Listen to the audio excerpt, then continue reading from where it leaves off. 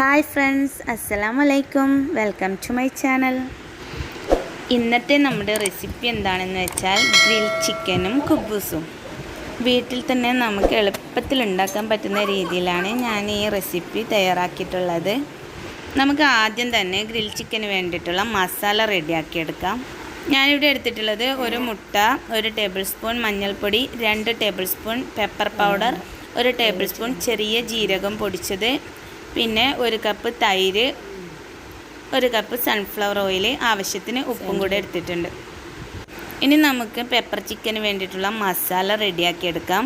അതിനുവേണ്ടി ഒരു ബൗളെടുത്ത് അതിലേക്ക് നമ്മൾ എടുത്തു വെച്ചിട്ടുണ്ടായിരുന്ന ഓയിൽ ആദ്യം ഒഴിച്ചു കൊടുക്കാം. ഇനി ഇതിലേക്ക് നമ്മൾ നേരത്തെ എടുത്തു വെച്ച മസാലകൾ ഓരോന്നായി ഇട്ട് കൊടുക്കാം.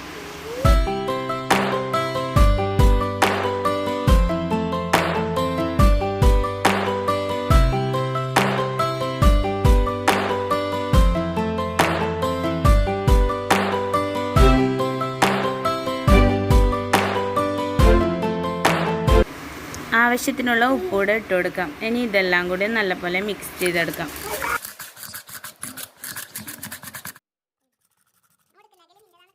ഇതിപ്പോൾ നമ്മുടെ മസാല ശരിക്കും മിക്സ് ആക്കി എടുത്തിട്ടുണ്ട്. ഇനി നമുക്ക് ഫുൾ ചിക്കൻ എടുത്ത് അതിൻ്റെ വേസ്റ്റൊക്കെ റിമൂവ് ചെയ്ത് നല്ല വൃത്തിയാക്കി എടുക്കാം. ആദ്യം ഞാൻ ഈ ഫുൾ ചിക്കൻ്റെ സെൻറ്റർ ഭാഗത്തൂടെ കട്ട് ചെയ്തെടുക്കുന്നുണ്ട്.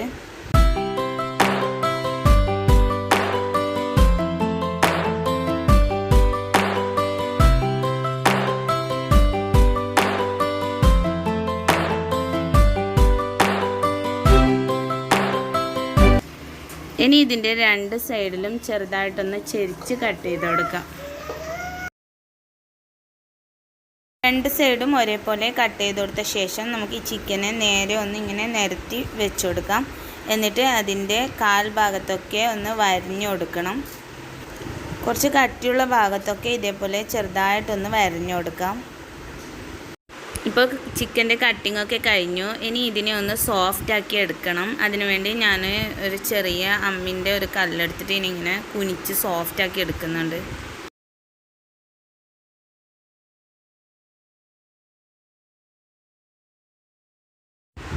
ഇനി നമുക്ക് ചിക്കനിലേക്ക് നേരത്തെ റെഡിയാക്കി വെച്ചിട്ടുണ്ടായിരുന്ന മസാല ഒഴിച്ചു കൊടുക്കാം.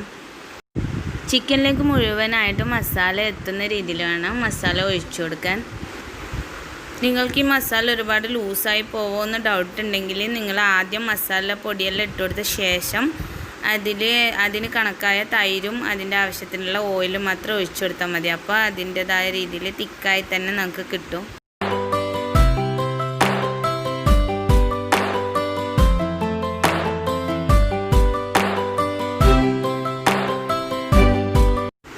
ഇനി മസാല മുഴുവനായും ചിക്കനിലേക്ക് എത്താൻ വേണ്ടിയിട്ട് കൈകൊണ്ട് തന്നെ നല്ല പോലെ ഇതൊന്ന് തേച്ച് പിടിപ്പിച്ചു കൊടുക്കാം.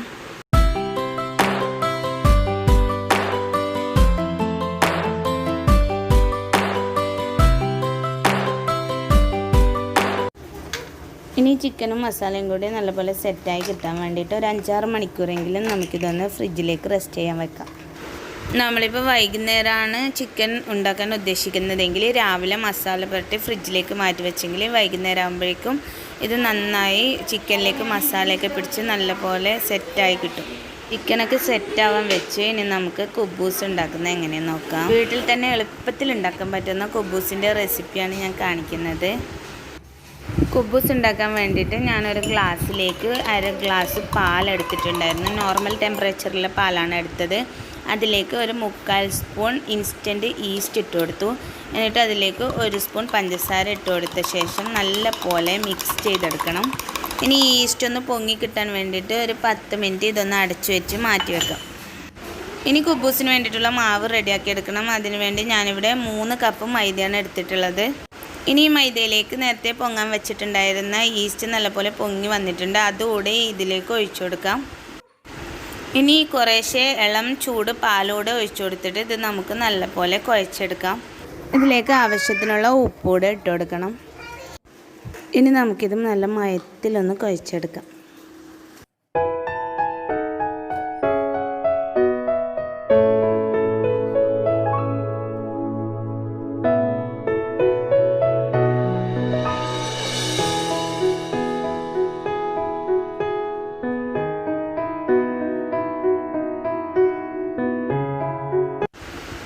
മാവ് നല്ല സോഫ്റ്റായി വരുന്നവരെ ഇതിങ്ങനെ കുഴച്ചെടുത്താൽ മാത്രമേ നമുക്ക് നല്ല സോഫ്റ്റായിട്ടുള്ള കുബൂസ് ഉണ്ടാക്കിയെടുക്കാൻ പറ്റുള്ളൂ. കുബൂസിൻ്റെ മാവ് ഞാനിവിടെ കുഴച്ചെടുത്തിട്ടുണ്ട്. ഇനി അത് 2 മണിക്കൂർ നമുക്ക് റെസ്റ്റ് ചെയ്യാൻ വെക്കാം. ആ സമയത്ത് ഇത് നല്ലപോലെ പൊങ്ങി വരും. അതിനുശേഷം നമുക്കിത് ചുട്ടെടുക്കാം. ഇനി നമുക്ക് നേരത്തെ മസാല പുരട്ടി വെച്ചിട്ടുണ്ടായിരുന്ന പെപ്പർ ഗ്രിൽ ചിക്കൻ ഗ്രിൽ ചെയ്തെടുക്കാം. ഇനി നമ്മൾ ചിക്കൻ ഗ്രില്ലാക്കി എടുക്കണം. അതിന് വേണ്ടിയിട്ടുള്ള കനലൊക്കെ റെഡിയാക്കി എടുത്തിട്ടുണ്ട്. ചാർക്കോൾ ഉണ്ടെങ്കിൽ ചാർക്കോൾ ഉപയോഗിച്ച് കനലാക്കി എടുത്താൽ മതി. ഇല്ലെങ്കിൽ ചിരട്ട ഉപയോഗിച്ച് അത് നല്ലപോലെ കനലാക്കി എടുത്ത ശേഷം ഇതേപോലെ ഒരു ഗ്രില്ലിൽ വെച്ചിട്ട് നമുക്ക് ഇതിങ്ങനെ ചുട്ടെടുക്കാം.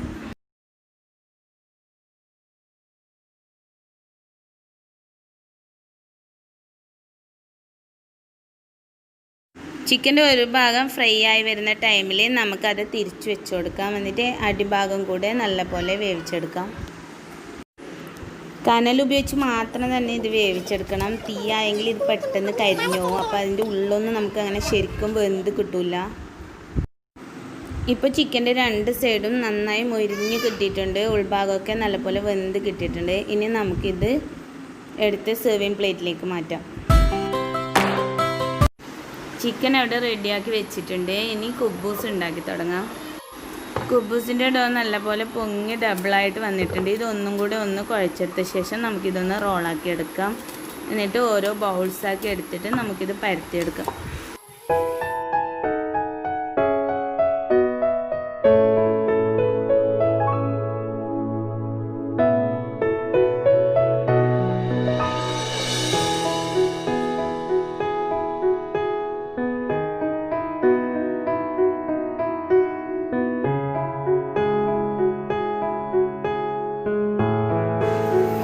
ഇത് മുഴുവനായും ഇതേപോലെ ഉരുട്ടി ബൗൾസാക്കി നമുക്ക് മാറ്റി വെക്കാം.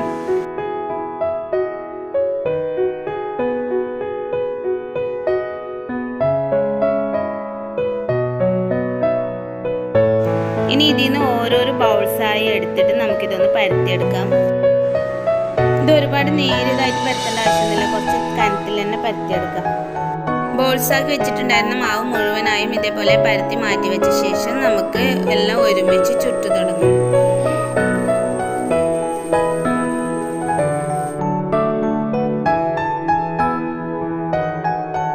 ഇവിടെ ഒരു പാൻ ചൂടാവാൻ വെച്ചിട്ടുണ്ട്. ഇത് ചൂടാവുന്ന ടൈമിൽ ഓരോരോ കുബൂസായി നമുക്ക് ചുട്ടെടുക്കാം.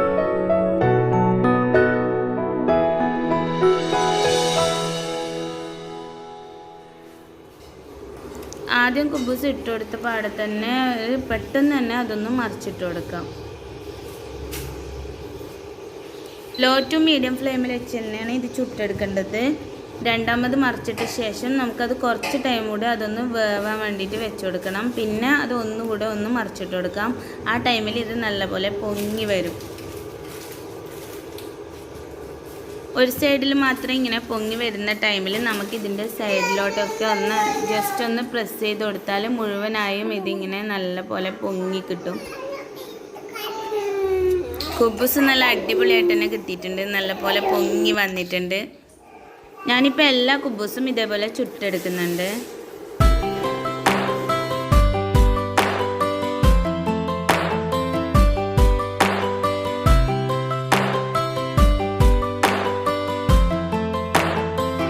ഞാനിപ്പോൾ ഇതൊന്ന് കട്ട് ചെയ്ത് കാണിച്ചു തരാം. ഇതിൻ്റെ ഉള്ളെല്ലാം നല്ല സോഫ്റ്റ് ആയിട്ടുണ്ട്. നല്ല ടേസ്റ്റി ആയിട്ടുള്ള ഇതേപോലത്തെ കുബൂസ് നിങ്ങൾക്ക് തന്നെ വീട്ടിലുണ്ടാക്കിയെടുക്കാവുന്നതേ ഉള്ളൂ.